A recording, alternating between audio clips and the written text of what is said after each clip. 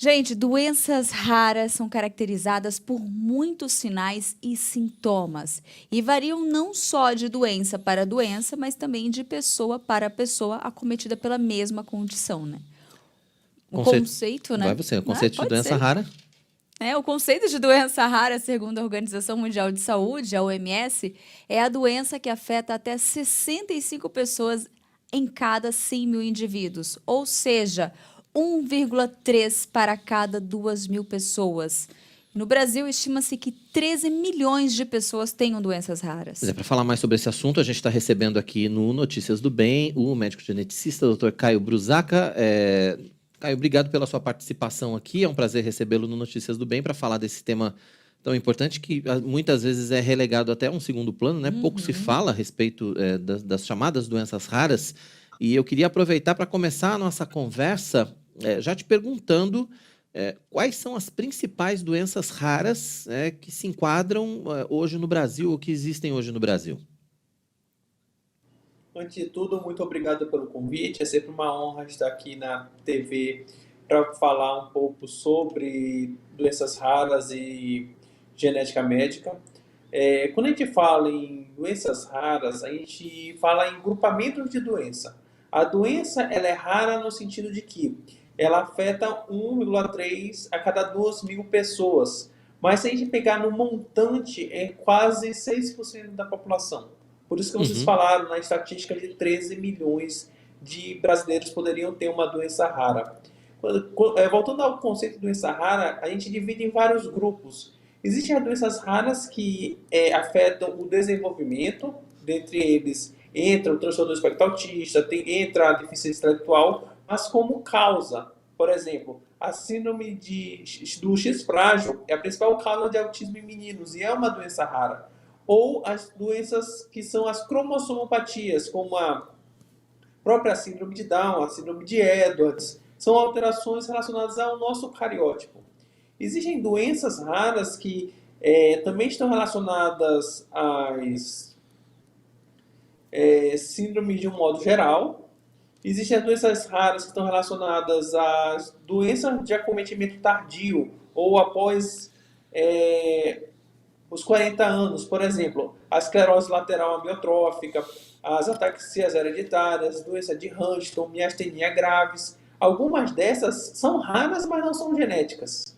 Ou, melhor, não são geneticamente determinadas. E existem outras doenças também muito incomuns, mas são frequentes no consultório de um médico geneticista. Por exemplo, a síndrome de Marfan, que afeta o coração, a síndrome síndrome de velocárdio em relação à síndrome de George. Ou seja, existem várias síndromes genéticas, são em torno de 6 mil, que são classificadas como doenças raras, mas a gente pensa mais num montante que não se torna tão raro assim. E, doutor, quando a gente fala de doenças raras, né, normalmente até ter o diagnóstico, até entender o que está acontecendo ali, os pais, né, o paciente, acho que ele é encaminhado em mais de um médico, às vezes ele tem um caminho longo até que se saiba, né? Mas qual que é a importância, né, de facilitar o diagnóstico, de buscar essa ajuda, essa orientação logo cedo para começar um tratamento? A gente sempre fala, quanto mais cedo a gente fecha o diagnóstico, seja, por exemplo, do transtorno do espectro autista, da deficiência intelectual, do atraso do desenvolvimento, ou, por exemplo, de alguma síndrome genética, ou alguma doença rara, como, por exemplo, a fenilcetonúria, que está no teste do pezinho, quanto mais cedo eu fecho esse diagnóstico, mais cedo eu inicio o tratamento. E mais cedo eu mudo a história natural da doença e tenho o melhor, que a gente chama de prognóstico, ou seja, a evolução daquela condição genética naquela criança. Aqui, quando a gente fala dessas raras, existem algumas que têm tratamento específico, existem remédios que poderiam melhorar ou até mesmo curar uma pessoa com doença rara. Aqui vale lembrar, por exemplo, da deficiência da biotinidase, que o tratamento é só repor biotina. É um tratamento tão simples que, se eu precocemente o quanto antes, eu vou ter sequelas irreversíveis no cérebro daquele bebê. E aí que está a grande questão. Quanto mais cedo a gente diagnostica, mais cedo a gente trata e melhor vai ser a evolução da doença. As chamadas doenças raras, elas são só genéticas, elas são só de nascença ou elas podem ser adquiridas? Vamos lá. As principais doenças raras são de determinação genética. Por exemplo, a fenilcetonúria, a fibrose cística, elas têm uma alteração no gene, por exemplo, na fibrose cística no gene CFTR, e por isso a pessoa tem fibrose cística. Mas, por exemplo, na miastenia gravis, que é um tipo de alteração, uma doença neuromuscular. E, por exemplo, na própria esclerose lateral amiotrófica, a pessoa adquire com a vida. Eu tenho um pouco de genética, mas mais o meio ambiente faz com que a pessoa desenvolva a condição. Isso é muito importante porque existe realmente essa confusão entre toda doença rara ser de nascença ou toda doença rara ser genética. Aqui também vale ressaltar as doenças neurológicas de acometimento tardio. Por exemplo, Alzheimer e Parkinson, via de regra, não é geneticamente determinado. Uma minoria dos casos pode até ser, mas a maioria não é. Então, a pessoa tem uma condição que não é comum. Quando eu digo comum, são as doenças comuns, por exemplo, diabetes, hipertensão, asma, que são realmente extremamente frequentes. Aqui são condições que têm uma frequência muito baixa. Entendi. E essas doenças que são adquiridas ao longo da vida, existe alguma forma de preveni-las? Ou elas já fazem parte da sua história genética e elas vão se desenvolver em algum momento? Tem jeito da gente prevenir isso ou atrasar, pelo menos, o aparecimento dos sintomas? Aqui o melhor exemplo é o próprio câncer. O câncer, ele não é muito, ele é comum, mas ele pode ter um fundo genético. Aqui o que a gente faz? A gente tenta mudar estilo de vida para tentar retardar ou adiar aquela doença adquirida. Por exemplo, na esclerose lateral amiotrófica, se a pessoa ela vai desenvolver a doença do neurônio motor, a gente tenta, a partir de mudança de estilo de vida, mudança de alimentação, tentar retardar ao máximo esse aparecimento desses sintomas. Mas a partir do momento que esses sintomas aparecem, a maioria por exemplo, na ELA, Iluzol, que é o remédio, mas na miastenia graves, existem alguns remédios que a gente utiliza. Mas a maioria dessas doenças adquiridas, que são raras, a gente não tem um tratamento específico. E aí, aquela pergunta, né? Por que o diagnóstico ele é tão difícil assim? O diagnóstico, a gente estima que uma pessoa com doença rara, ela demora até 2 anos ou mais para fechar o diagnóstico. Primeiro porque ela passa por uma série de profissionais e muitas das vezes, como são doenças raras ou incomuns, não é o primeiro pensamento que a gente tem. Existe, por exemplo, um ditado que diz assim: trote de cavalos, a gente vai pensar em cavalos, a gente não vai pensar em zebras. Mais ou menos essa a noção que a gente tem quando a gente está lidando com uma doença genética. Quando eu estou vendo uma pessoa com uma alteração neurológica, vou pensar nas doenças mais comuns do ponto de vista neurológico. Eu não vou pensar nas exceções, vou pensar na regra. A mesma coisa, se eu estou pensando em situações onde há problema cardíaco envolvido, por exemplo, a miocardiopatia hipertrófica, que é um problema cardíaco genético raro, eu vou primeiro excluir as outras causas de cardiomiopatia antes de pensar nessa condição específica, porque ela é muito mais rara, muito mais incomum. Então, o que acontece? A gente acaba esgotando todas as possibilidades diagnósticas de diagnósticos comuns antes de começar o diagnóstico de uma doença rara. Tá certo. Agora, no final do mês passado, ainda falando dessa questão do reconhecimento, né, vamos dizer assim, das doenças, no final do mês passado, o governo federal, através do Ministério da Saúde, anunciou um programa de capacitação para os trabalhadores do SUS, para os profissionais que atuam na saúde pública do Brasil, para que eles possam, a partir desse programa, reconhecer mais rapidamente quem tem doença rara. Fundamental, né, para que isso chegue também ao SUS, né, doutor? Essa iniciativa é a melhor possível, porque, como eu falei, 6% da população tem alguma doença rara. E a porta de entrada do SUS é o posto de saúde. é o agente comunitário de saúde, é o médico de família, é o enfermeiro de família, é o odontólogo básico.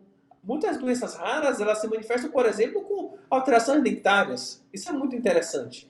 E o que a gente tem que falar é o seguinte, a partir do momento que eu consigo capacitar essa massa, que são os profissionais que trabalham em todos os municípios do país, é muito mais fácil chegar lá no centro de referência, que é onde vai encontrar o médico geneticista, para que possa ser feito o diagnóstico correto. O primeiro caminho para a gente fechar um diagnóstico de uma doença rara é alguém pensar que pode ser uma doença rara e caminhar para o profissional correto. A gente observa que o paciente com doença rara ele caminha em diversas especialidades antes de ir para o médico geneticista.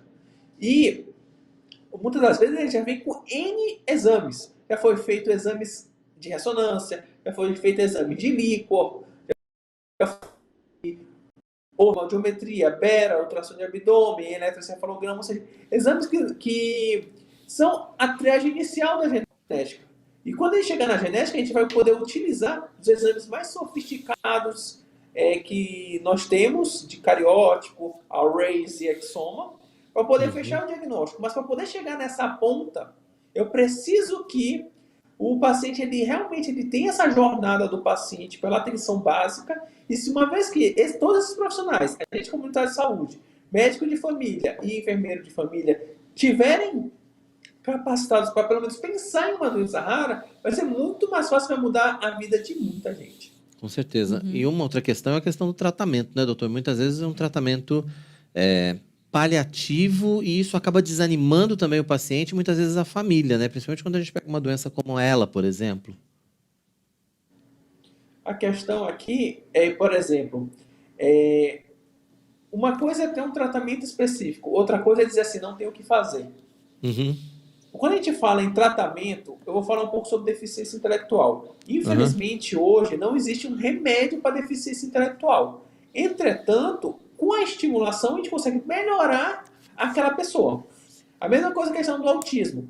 Não existe um remédio que cure autismo, mas com metodologia ABA, metodologia Denver, e vários tratamentos à equipe multiprofissional para agregar valor nesse atendimento, a gente consegue mudar a história natural daquela criança e melhorar a vida. Eu não digo curar, porque às vezes a pessoa com doença rara, ela pensa muito em cura. Eu quero curar minha ela, eu estou sofrendo, eu estou aqui customizado. Não é o caso, né, doutor? Não é o caso. Não é o caso. Fibrose cística. A maioria das doenças. O que eu ia falar? A maioria das doenças raras não tem cura. A própria fibrose cística, como você está falando, eu tenho um remédio para melhorar uma pessoa com fibrose cística, mas cura, infelizmente, ainda não existe. É algo que ainda precisa ser estudado, né? Exatamente. Com certeza. Precisa continuar a pesquisa. Tem uma pergunta da Geralda Vilela. Ela perguntou o seguinte: se a afasia é a mesma que esclerose lateral? Não, a afasia é a alteração de linguagem. A esclerose lateral amiotrófica, a esclerose lateral amiotrófica, ela é uma alteração do neurônio motor que ela afeta múltiplos neurônios e até mesmo múltiplos órgãos. Na afasia, não, é mais questão de linguagem. Entendi. Muito bom. E é isso, assim, doutor. Hoje nós temos mais uma... é isso que nós estamos falando, acho que para a gente dar essa continuidade da conscientização cada vez maior das famílias, de ter esse cuidado, né, com os filhos ali e de buscar esse tratamento, né? E hoje essa conscientização já se estende dos próprios profissionais na rede pública de buscar esse aprimoramento deles mesmos, de conseguir ter essa expansão, essa estrutura para atender ainda mais. Qual que é o risco, né, quando a gente não busca o devido cuidado, quando não trata no tempo ideal, assim? Quais são as complicações que podem ter o paciente? Assim, A cada pessoa, doença, né? ela se manifesta de uma forma diferente. Por exemplo, eu vou dar o melhor exemplo de doença rara que tem, que é síndrome de Down. Eu tenho pacientes com síndrome de Down que têm um desempenho excelente. O que é excelente? Mais do que o esperado para uma pessoa com síndrome de Down. Que trabalham, que têm suas vidas, que chegaram até a ter carteira assinada Por quê? Por conta que, como os pais investiram em estimular essa criança, ela conseguiu mudar a história clínica da síndrome de Down para ter uma vida o mais normal possível. Mas eu também tenho um outro lado. Eu tenho uma paciente que tem mais ou menos 25 anos, que ela nasceu numa região que não tem estrutura médica nenhuma. Quando ela nasceu, deram o diagnóstico de síndrome, não falaram nem que era síndrome de Down. E aí, o que aconteceu com essa moça? Com esse diagnóstico, ela ficou. Ela era filha de lavradores, hoje, com 25 anos, ela mal fala o próprio nome, tem a deficiência intelectual grave, vê a mesma condição que a síndrome de Down, dando duas evoluções completamente diferentes. Uma porque foi feito o diagnóstico correto e o manejo correto, e o outro que o diagnóstico foi dado tardiamente, porque o diagnóstico de síndrome de Down só foi dado com 25 anos, porque antes era só síndrome, não tinha nenhum sobrenome da condição. E por conta desses 25 anos de ausência de estimulação e ausência de tratamento, a gente viu com duas situações completamente diferentes. E agora, doutor, a partir do reconhecimento, a partir do diagnóstico da doença, acho que tem duas palavras que são fundamentais, que é conscientização e inclusão. A gente viu, inclusive, nas Olimpíadas, nas últimas Paralimpíadas, atletas que têm doenças raras participando e ganhando medalhas. Exatamente. Sim, com Medalhas certeza. de ouro. A maior luta de um médico geneticista, além, claro, de fechar os diagnósticos e mudar o prognóstico da condição genética, da doença rara, é poder oferecer para aquela família acesso aos direitos e à inclusão. Porque, tá certo, eu tenho um diagnóstico de uma doença rara. Aquele diagnóstico ele vai me trazer muitas coisas, entre aspas, ruins. Mas existem muitas coisas que podem tentar melhorar. Por exemplo, hoje a gente tem um benefício de prestação continuada, que é da Lei Orgânica da Assistência Social, o PPC-LOAS. Tem a isenção de IPI de carro, tem passe livre, são algumas ferramentas que eu posso tentar melhorar aquela família. Além disso, com o advento do esporte, a gente consegue mudar e até mesmo profissionalizar uma pessoa com uma doença rara. Voltando à síndrome de Down, que é o melhor exemplo, um dos meus pacientes, ele é o melhor jogador de futebol de Down do mundo. Ele ganhou a Copa do Mundo de Down. Isso é muito interessante. Que é uma Copa de futsal que só atletas com síndrome de Down jogam. E eles têm o Trisomy Games, que é a Olimpíada das pessoas com síndrome de Down. Assim como tem na Olimpíada, a Paralimpíada, são situações que a gente consegue incluir essa pessoa. E como eu falei, o nosso maior objetivo é tornar essa pessoa um cidadão e ter uma função na sociedade. Certa vez eu conheci uma pessoa com autismo, já adulto, que ele falou assim, ele trabalhava no supermercado. E ele falou a seguinte frase. Eu perguntei, você gosta de trabalhar no supermercado? Ele disse, é melhor do que ficar em casa sem fazer nada. Ou seja, aquilo me tocou de tal maneira. Por quê? Porque é uma forma de incluir aquela pessoa que, do ponto de vista...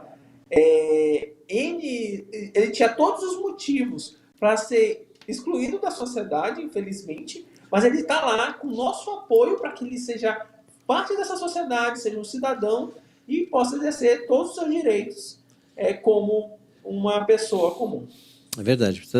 É preciso vencer o preconceito, né, doutor Caio? É preciso incluir todas as pessoas, inclusive essas que têm alguma deficiência. Doutor Caio, obrigado pela sua participação aqui no Notícias do Bem.